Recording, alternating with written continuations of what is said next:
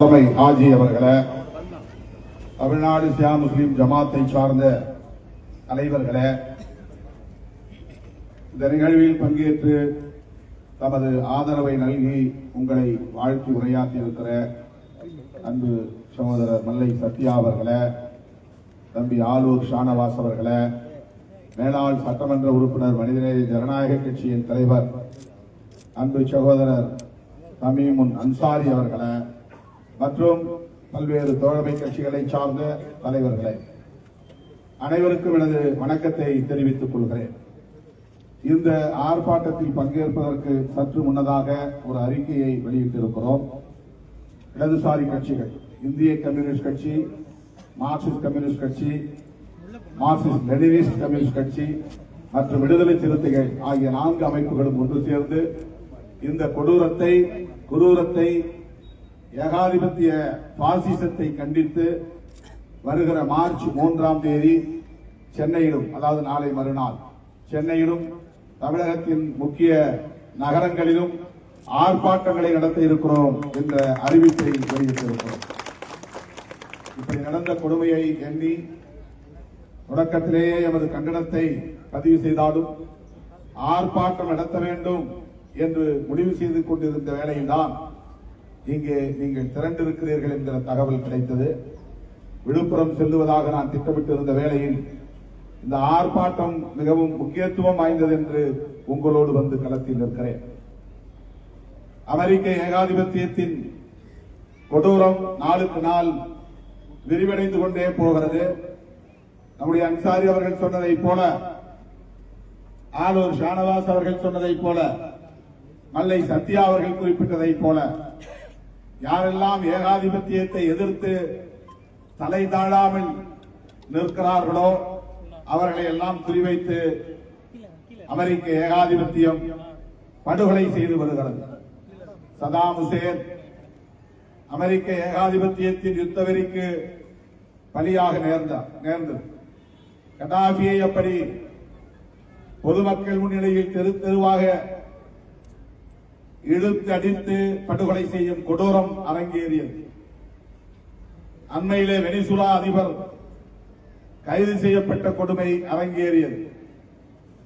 எகிப்திலே இவர்களால் தான் பெரிய கொந்தளிப்பு உருவானது. நேபாளில் அண்மையிலே நடந்த ஜென்சி புரட்சியிலும் கூட இவர்களின் பாசிச கைகள் தான் நீண்டிருக்கின்றன என்று அறிய வந்திருக்கிறோம். ஏன் ஈழத்தில் நடந்த படுகொலையிலும் அமெரிக்க ஏகாதிபத்தியத்தின் தலையீடு உண்டு. இப்படி உலக நாடுகளுக்கெல்லாம் நானே தாதா என்கிற மனோநிலையில் அமெரிக்க ஏகாதிபத்தியம் தொடர்ந்து செயல்பட்டு வருகிறது. அதிலும் குறிப்பாக இப்போது அமெரிக்க அதிபராக இருக்கிற டொனால்டு டிரம்ப் ஒரு யுத்த வெறி பிடித்த மனநோயாளி. ஒரு மனநோயாளியின் கையில் அமெரிக்கா மட்டுமல்ல உலக நாடுகளே சிக்கிக் கொண்டன என்கிற வேதனை தான் இப்போது நமக்கு மிஞ்சுகிறது. அந்த மனநோயாளியின் யுத்த வெறியால் தான் இன்றைக்கு ஈரானின் அதிபர் கொல்லப்பட்டிருக்கிறார். அவருடைய குடும்பமே அழித்தொழிக்கப்பட்டிருக்கிறது. பாலஸ்தீனத்திற்கு அவர் தெரிவித்த ஆதரவு, ஏகாதிபத்தியத்திற்கு தலைவணங்க மாட்டோம் என்று அவர் எடுத்த முடிவு, அமெரிக்க ஏகாதிபத்தியத்தை எதிர்க்கிற தலைவர்களின் வரிசையில் நான் முன்னிலையில் நிற்பேன் என்கிற கொமேனியின் நிலைப்பாடு, இவைதான் இன்றைக்கு அவர்களுக்கு எரிச்சலை மூட்டியிருக்கிறது. சதாம் ஹுசேனை இழந்த நிலையில் அமெரிக்காவுக்கு அச்சப்படுவார் கொமேனி என்று அவர்கள் எண்ணியிருக்கலாம். ஆனால் கொமேனி அப்படி அல்ல. அவர் உயிரை பணைய வைத்து நீதியை காப்பாற்றுகிற களத்தில் இன்றைக்கு வெற்றி பெற்றிருக்கிறார். அவர் கொல்லப்பட்டிருக்கலாம், ஆனால் அவர் வெற்றி பெற்றிருக்கிறார் இந்த அறப்போரில்.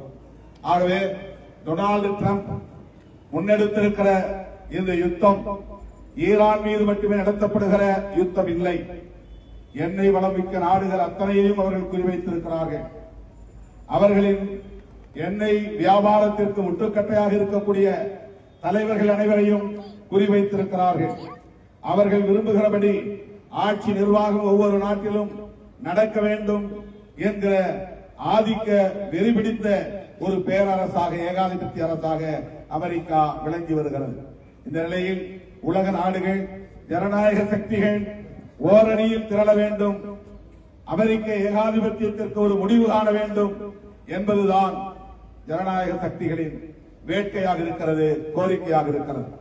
இந்திய அரசு நிலைத்த சமாதானம், நீடித்த உறவு என்கிற அடிப்படையிலான கொள்கையை கைவிட்டு விட்டது. இன்றைக்கு அமெரிக்காவுக்கு உற்ற துணையாக இருக்கிற நாடுகளில் ஒன்றாக இந்தியாவும் மாறி இருக்கிறது என்பது உள்ளபடியே வெட்கக்கேடு, தலைக்குடிவாகும். இந்தியாவுக்கு இருக்கிற பாரம்பரியமான அந்த மதிப்பை சீர்குலைத்து விட்டார் நம்முடைய நரேந்திர மோடி அவர்கள். இவ்வளவு பெரிய கொடூரம் அரங்கேறிய சூழலிலும் கூட இந்திய அரசு மௌனம் காப்பது நமக்கு அதிர்ச்சி அளிக்கிறது, வேதனை அளிக்கிறது. இந்திய ஒன்றிய அரசு உடனடியாக இந்த கொடூரத்தை, கொமேனியின் படுகொலையை, ஈரானின் மீது நடத்தப்படுகிற அநியாயமான இந்த யுத்தத்தை எதிர்த்து அறிக்கை வெளியிட வேண்டும் என்று வலியுறுத்துகிறோம். அன்சாரி அவர்கள் சொன்னதைப் போல நாடாளுமன்ற கூட்டத்தொடரில் விடுதலை சிறுத்தைகள் கட்சியின் சார்பில் இந்த பிரச்சனையை எழுப்புவோம், வாய்ப்பு கிடைத்தால் உரையாற்றுவோம் என்பதையும், குரல் எழுப்புவோம் என்பதையும் இந்த நேரத்தில் நான் தெரிவித்துக் கொள்கிறேன். உலக நாடுகள் முழுவதும் கொந்தளிப்பு ஏற்பட்டிருக்கிற சூழலில் தமிழ்நாடும், இந்தியாவில் உள்ள தமிழ்நாடும் அதற்கு தம்முடைய ஆதரவை வெளிப்படுத்தக்கூடிய வகையில் பல்லாயிரக்கணக்கான இஸ்லாமியர்கள் இங்கே அணிதிரண்டிருப்பது நம்பிக்கையை தருகிறது, ஆறுதலை தருகிறது. இங்கே திரண்டிருக்கிற மக்கள் திரளில் சரிபாதியாக பெண்கள் திரண்டிருக்கிறார்கள் என்பது குறிப்பிடத்தக்கது. ஆகவே இந்திய அரசு அமைதி காக்கலாம், ஆனால் இந்திய மக்கள் அமைதி காக்க மாட்டோம். அநீதியை வேடிக்கை பார்க்க மாட்டோம், அராஜகத்தை வேடிக்கை பார்க்க மாட்டோம், ஏகாதிபத்தியத்தின் யுத்த வெறியை அனுமதிக்க மாட்டோம் என்பதற்கான ஒரு சான்றுதான் இந்த மாபெரும் பேரணி. இன்னும் சிறிது நேரத்தில் காவல்துறையினர் நம்மை கைது செய்ய இருக்கிறார்கள். இந்த போராட்ட களத்தில் பங்கேற்ற உங்கள் அனைவரையும் வாழ்த்தி, நீதி வெல்லும், நியாயம் வெல்லும், அதுவரையில் நாம் இணைந்து நிற்போம், போர் தொடுப்போம், அறப்போர் தொடுப்போம் என்பதை சொல்லி முடிக்கிறேன். நன்றி, வணக்கம். நன்றி உரை தமிழ்நாடு